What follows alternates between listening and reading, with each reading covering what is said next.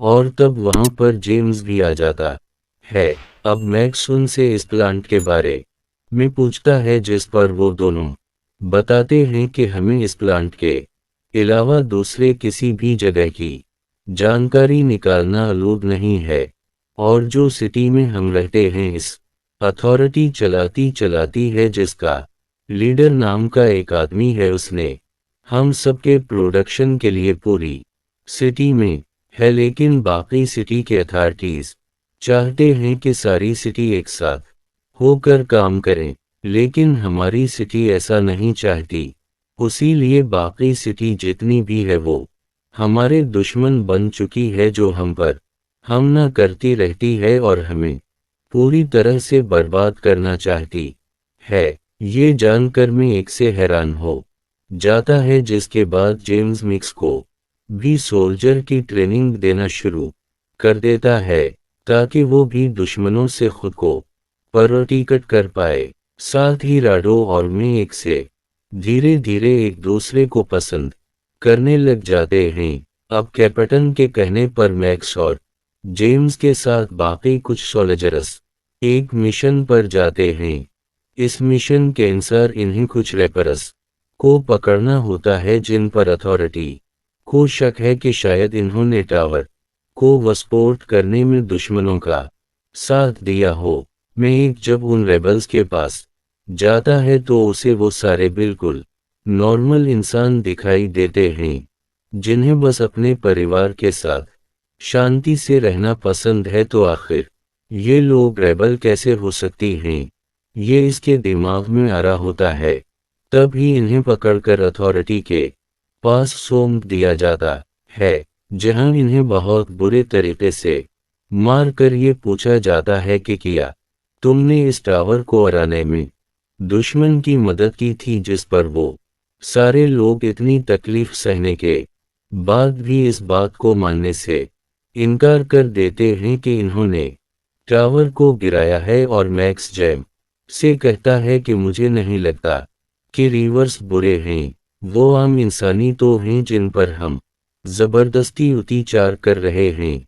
इस्लाम में उन अथॉरिटीज के लोगों से बचा कर ही रहूंगा, कुछ भी हो जाए। जेम्स इसे ऐसा करने से मना करता है, लेकिन मश इसकी एक नहीं सुनता। और जब कैप्टन मैक्स का ऑर्डर देता है कि तुम्हें सारे रेबल्स को ख़त्म करना है, तो वो कैप्टन के कहने पर इन्हें इस जगह ले आ जाता है जहां इन्हें मारना था। लेकिन वो आने के बाद वो चुपके से उन सभी रहबरस को जंगल के रास्ते भगा भी देता है। और इस बारे में जब कैप्टन को पता चलता है तो वो गुस्से से वबूला हो जाता है। तो मैक्स से कहता है कि ये सारे राबित नहीं बल्कि निर्दोष इंसान हैं, जिन पर अत्याचार किया जा रहा है, इसलिए मैं इन्हें नहीं मार सकता।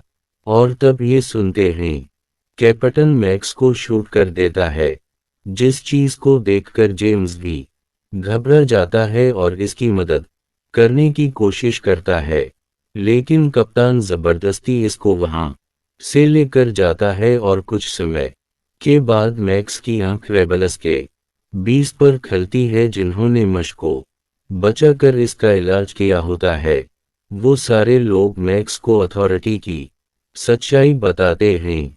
क्यों अथॉरिटी के सारे लोगों ने पूरे शहर के लोगों को कंट्रोल में ले रखा है, और तुम ने जिस टावर को देखा था वही टावर जो कुत्ते के लोगों को दुश्मनों से बचाता है, वो असल में हमें दुश्मनों से बचाता रही, बल्कि ऐसी रिलेशन छोड़ता है जिससे सारे लोग रेडिएशन के कंट्रोल में आ जाते हैं। और एक बार कोई इंसान रेडिएटों के कंट्रोल में आ जाए तो वो वही बात सुनेगा कि और करेगा जो अथॉरिटी इससे कहेगी करने को। वो इंसान अथॉरिटी की कठपुतली बन जाता है। लेकिन हाँ, कुछ ऐसे लोग भी मौजूद हैं जिन पर रेडिएशन का कोई असर नहीं होता, और जब भी रेडिएशन के लिए वो इस इंसान के साथ से गुजरती है, इसे सिर्फ उसे अटैक आ जाता है। और उसी अटैक की वजह से अथॉरिटी को मालूम पड़ जाता है कि उन लोगों पर रेडिएशन का असर नहीं हो रहा। इसलिए वो ऐसे लोगों को रेबल बताकर इन्हें मारने का ऑर्डर दे देते हैं ताकि सारे रेबल मिलकर अथॉरिटी के खिलाफ ना हो जाए। और लगता है तुम्हारे अंदर भी वही खास बात है, तभी तुम्हारे ऊपर रेडिएशन का असर नहीं हो रहा। अब ये सुनकर मिक्स और हैरान हो जाता है और ये तय करता है कि इसे किसी भी तरह अथॉरिटी की सच्चाई लोगों तक लानी होगी। अमीक सभी से कहता है कि सुनो मेरी बात, हमें सारे टावर को उड़ा देना चाहिए ताकि सभी अथॉरिटी की कंट्रोल से बाहर हो जाए। इस पर ये सारे मान जाते हैं। तो मगीसन की टीम को लेड करते हुए एक जाता है। जाने के बाद वो सारे सोल्जर्स को मारना शुरू कर देते हैं। इसलिए सोल्जर्स भी उन पर हमला कर देते हैं, जिसमें कई सारे मिक्स के साथ ही मारे जाते हैं। लेकिन तब भी मक्स तलवार में बाम लगाकर उसे हराने में कामयाब हो जाता है। लेकिन इसके कई साथ हमारे भी जा चुके होते हैं, तो उसे इस बात का बहुत दुख भी होता है। अब मैक्स वहां से जेम के पास आता है, जिसे देखकर वो हैरान भी होता है और खुश भी। फिर मैक्स इसे तौर की सच्चाई बताता है, लेकिन जेम्स को इस बात पर पूरा भरोसा नहीं होता कि अथॉरिटी ऐसा कर सकती है। इसे ये यकीन होता ही नहीं कि ये टॉवर उनकी रिक्शा नहीं बल्कि नहीं कठपुतली बनाने में मदद कर रहा है।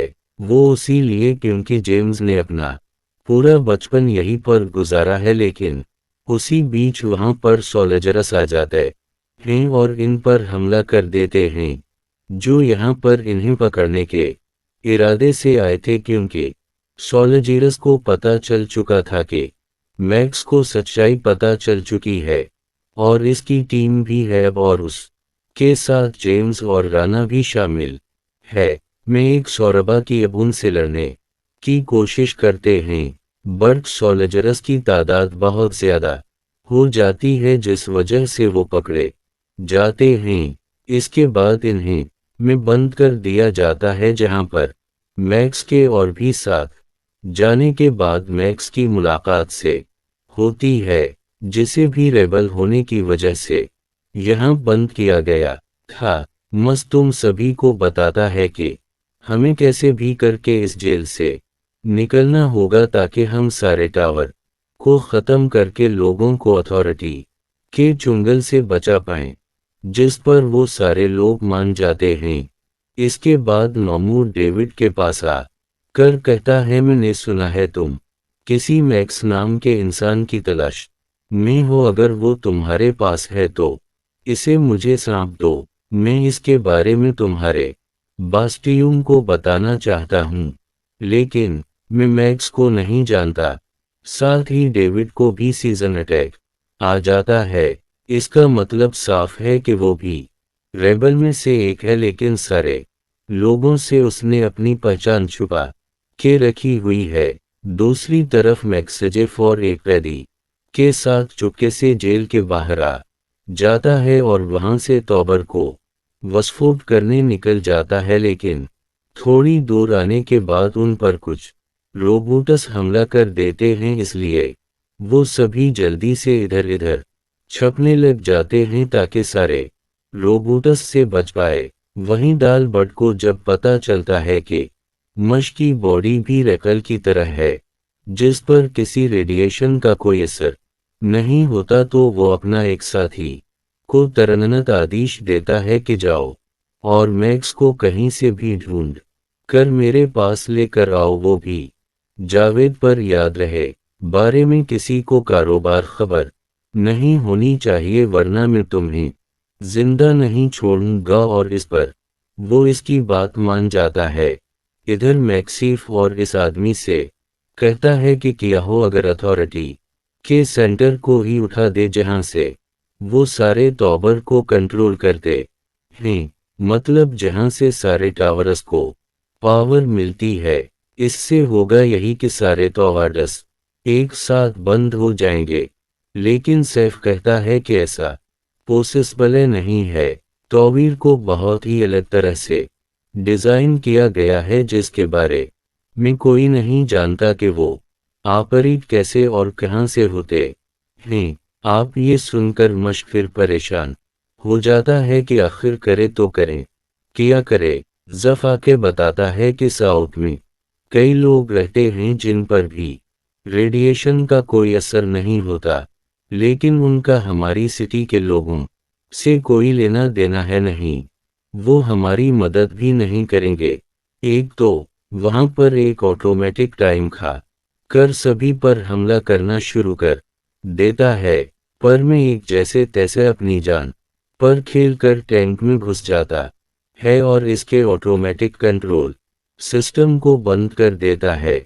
अब मैं एक अकेले इस टाइम के लिए कुत्ते के बॉर्डर के पास आता है, ताकि वहां से साउथ जाकर उन लोगों को अपनी टीम में शामिल होने के लिए मीना पाए। पर बार बार आने के बाद सोल्जरस मिक्स को रोक लेते हैं। इन्हीं में मैक्स को जेम्स दिखाई देता है, उसी लिए वो उसे अपने टैंक में डालकर सारे बैरिकेड्स तोड़कर बॉर्डर के बाहर आ जाता है, जहां रास्ते में वो फिर से जेम्स को ये यकीन दिलाने की कोशिश करता है कि सच में अथॉरिटी रेडिएशन से सभी लोगों को कंट्रोल में कर रही है। तब जाकर जेम्स को इस बात पर यकीन होता है, क्योंकि बॉर्डर क्रॉस करने के बाद इस पर रेडिएशन का असर कम हो गया था। इसकी वजह से वो एकदम गुस्सा हो जाता है कि आज तक हमारे साथ धोखा हुआ है, और वो भी ठान लेता है कि हम अथॉरिटी को छोड़ नहीं। इस पर मैक्स उसे अपने प्लान के बारे में बताता है कि हम साउथ जा रहे हैं, वहां के लोग उसे मदद मांगी गए ताकि सारे टोवारसोस को खत्म कर पाए, जिस पर जेम्स पे उसके इस चीज पे मदद करने के लिए तैयार हो जाता है। और उसी सकस के साथ ये मूवी यहाँ पर ख़त्म हो जाती है। इसके आगे कहानी दूसरे पार्ट में आएगी, जल्दी आएगी दोस्तों। मिलते हैं अगली बेहतरीन मूवीज़ के साथ। अगर आपको ये वीडियो अच्छी